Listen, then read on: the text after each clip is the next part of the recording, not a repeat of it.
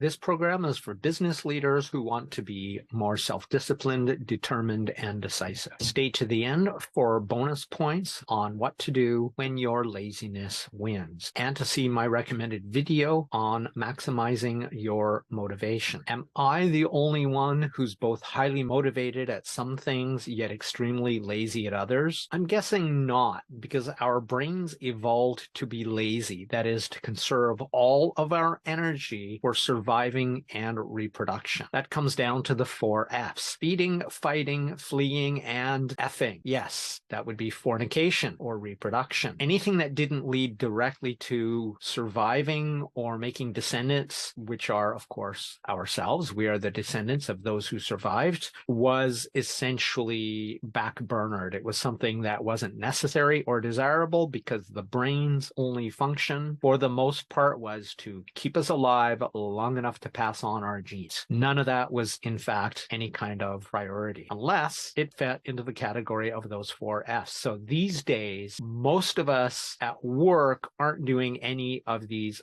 4 F's, so our brains resist wasting energy on these other unnecessary things, like doing paperwork doesn't help us survive. So here are 3 ways you can hack your brain's natural evolutionary laziness to be more self-determined, self-disciplined, and decisive.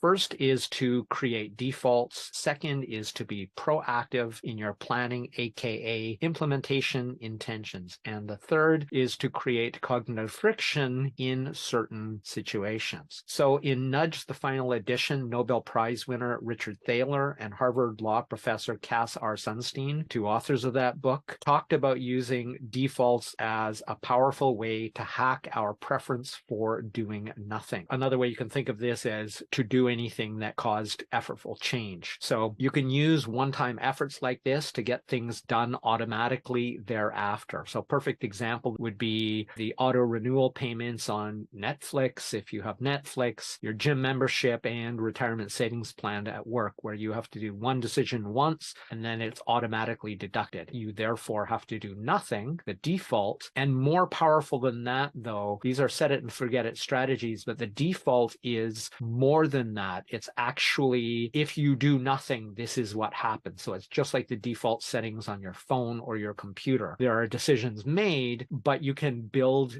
default into your business. And ways you could do that to minimize, say, decision making and maximize agility in your business is by giving others maximum decision authority and its accompanying responsibility. 2 extraordinary companies that use defaults of this kind are the Ritz-Carlton hotel chain and Netflix. In both companies, employees have near ultimate authority to make decisions based on simple default guidelines. The gist is, if the decision is in the best interest of the company and its customers, go ahead and do it. No approval necessary. They realize that frontline workers are almost always in the best position to know and understand and make the best decisions at their own level, because that's what they do every day. They are literally the frontline experts. But it also comes with that responsibility for making those calls. That means hiring and training those people right, so they will have the skills and judgment to make good decisions when they are faced with them. Delegation defaults like that can save you a ton of mental judgment calls off of your plate or off your leaders' plates, and they will save mental energy for decisions that only you or other leadership can make. So by having those defaults saying, use your best judgment, just take responsibility for what you do, given those very simple defaults, saves your energy for the decisions that only you can make. So you literally want to give as much of your decision power away to others who are qualified or best able to make those calls, so that you don't have to, because that saves you energy and saves your also lazy brains energy in the same way. The second strategy is similar to the first one, but it's especially powerful when helping make better decisions when you're in it. So we all make decisions less effectively when we're invested in them emotionally or professionally. This is especially true when it comes to the famous sunk cost fallacy. So that's really when we keep doing something or we keep going down a path because we feel that quitting would make all the investment of time and effort and money up to that point a waste of our time. So Annie Duke in her book Quit talks about setting what she called kill criteria for quitting things and using states and dates, the words she used for that. Charles Duhigg talked about if, when, then statements in Smarter, Faster, Better, and Katie Milkman calls them implementation intentions in her book, How to Change. So all three are basically different wording about the same basic thing, that is pre-planning. If this kind of decision happens in this situation, I already have that first step or first few steps decided before I'm emotionally or otherwise invested, which compromises my judgment in that moment. So deciding ahead of time what you'll do if something probable or unexpected happens. So if we say combine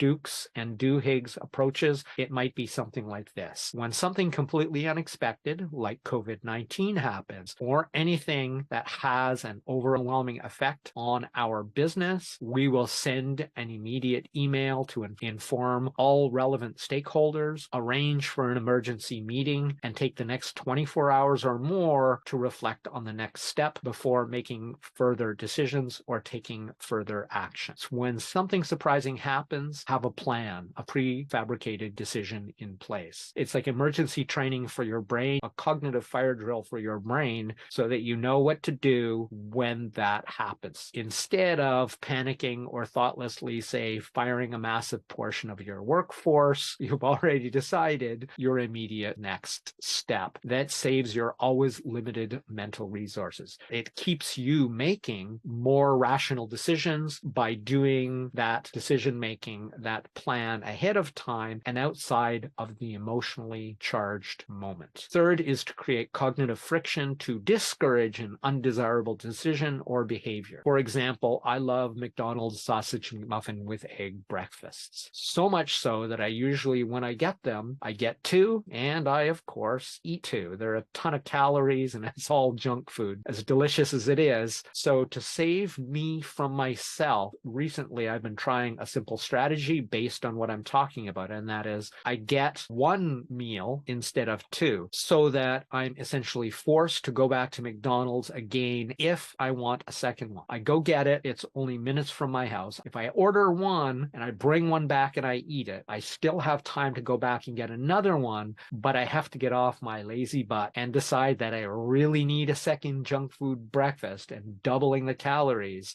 I have to go through or overcome that extra friction, which I've specifically designed into my process. So by making that adverse behavior more inconvenient, I'm less likely to go back for seconds. You can use the same strategy to lead your business. Create systems to make doing attractive behaviors easier or more rewarding than doing unwanted ones. For example, whenever possible, it's easier to complete an important task immediately rather than scheduling it for a later date. According to research, switching tasks can cost up to 40% of our productive time. I'll put a link in the description to that video. And restarting likely has an even higher cost since we've forgotten where we left off. We not only have to reinitiate the task, but we also have to say, where were we? What were we doing? What were those steps that led right up to that task? So that's going to cost some time too. Plus that, we also need time to complete the original task. So we haven't saved time of the original task. We're essentially eliminating two steps by doing it immediately if it's possible, if we have the time available. It avoids two of three steps. First, scheduling it is time we needn't have spent at all. Putting it in our schedules, figuring out where that fits, is time we don't need to spend if we can do it immediately because we don't need to schedule it. And second, getting back up to speed, remembering all the things that we've forgotten between the time we identified this necessary task and now that we're doing it, now that we're revisiting it. So thank you for watching this far. We're already at the bonus points, and that is about what to do when laziness wins. The dark side of our innate laziness is that it sometimes wins. In fact, it will win every time by default unless we make conscious or mindful choices otherwise. When it does, how we respond to that victory of laziness really matters. The best reaction or response that I know of is first, learn as much as you can so that you can use it to improve future results. That is, go, okay, I tried this, it didn't work. What can I learn from that to make those results better the next time something like this happens? The second is to let it go. It's the hot rock talk that is not doing you any mental favors by ruminating on it. So let it go immediately and essentially forgive yourself for being human and therefore imperfect. Any obsessing over past mistakes is a harmful waste of time and compromises both your motivation and your mindset. To really upgrade your productivity and decision making, click the link in the description for my $397 per month mastermind group, which is going to be free, but only for a limited time. After that, the price goes up continuously until it reaches full price. And watch my recommended video on motivating yourself and others by clicking here or in the description. That's it for Crush It Club 301, 3 ways to leverage laziness and be more productive. My name is Tim B. Green. Bye for now.